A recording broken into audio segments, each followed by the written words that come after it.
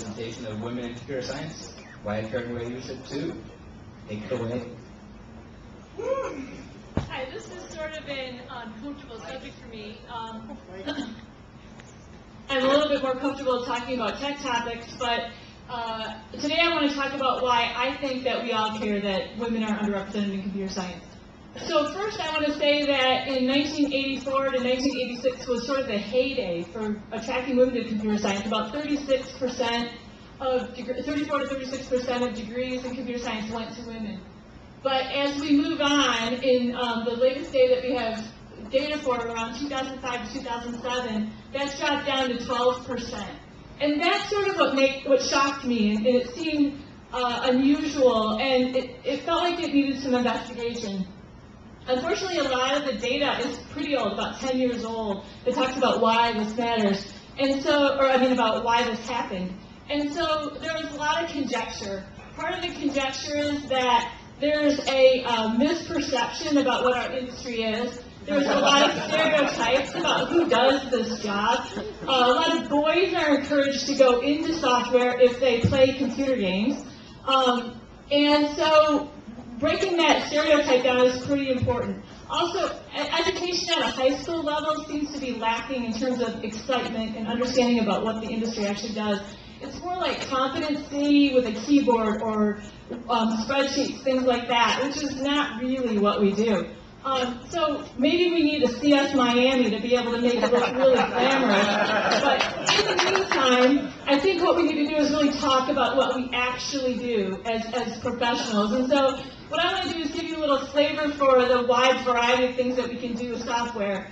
And we don't do this. We don't look into a computer all day and pull it apart and work like that. Sure, once in a while we look at our computers, but it's not really what we do. Instead, we build software for machines like this, because this ultrasound machine, isn't all that useful until you actually have software that makes it do the types of things that you want it to do. And to accomplish that, we do a lot of this. We do a lot of communicating as a team, figuring out requirements, working with other people. This is not necessarily a completely solitary activity. It's really important that we have good communication skills. And so, yes, we do a little bit of heads down, work at the computer, a lot of concentration, stuff like that. And that's enjoyable as well, but the vast majority of the time that we spend, in 2009 doing software development is as a team. So I also wanted to talk about, we do all of that so that you can do this. It is contributing to society. Everything that we do these days really does depend on software driving the applications that we run, the activities that we want to do, like run an ultrasound machine. So why do we care? We care because there are still a lot of jobs available in the computer industry. I, as an employer, care because when I go out to hire people, I'm often only looking at, half of the population that might be attracted to this field.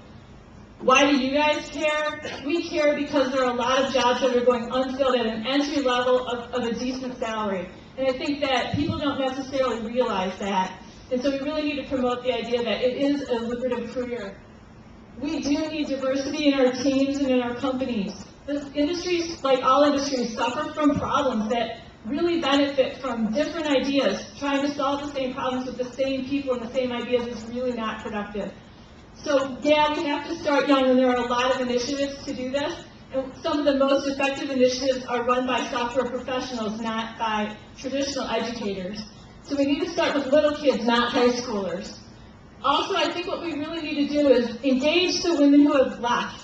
They've left the industry in great numbers, maybe to have kids, maybe they're intimidated about coming back because the industry moves so quickly, but that really can work to your advantage because all the things that are going on move so fast, you can jump in.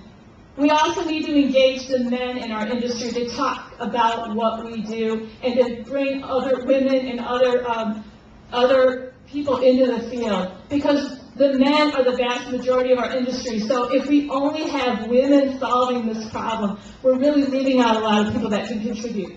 As companies, we need to make sure we have supportive environments, that we're not asking people to work 80 hours a week, that we have work in places that actually promote the good family and diversity.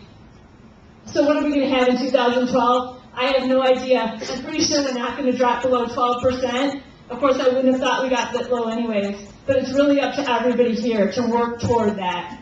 Thanks.